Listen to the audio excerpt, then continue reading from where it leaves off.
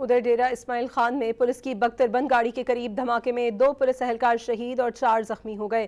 اطلاع ملنے پر پولیس اور سیکیورٹی فورسز کی بھاری نفری موقع پر پہنچی، علاقے کو گھیرے میں لے کر سرچ آپریشن شروع کر دیا۔ وفاقی وزیر داخلہ محسن نقوی نے دھماکے کی مذمت اور شہید اہلکاروں سیف الرحمان اور رمضان کو زبردست خراج عقیدت پیش کیا۔ ادھر ڈیرہ اسماعیل خان میں پولیس کی بختربند گاڑی کے قریب دھماکے میں 2 پولیس اہلکار شہید اور 4 زخمی ہو گئے۔ اطلاع ملنے پر پولیس اور سیکیورٹی فورسز کی بھاری نفری موقع پر پہنچی، علاقے کو گھیرے میں لے کر سرچ آپریشن شروع کر دیا۔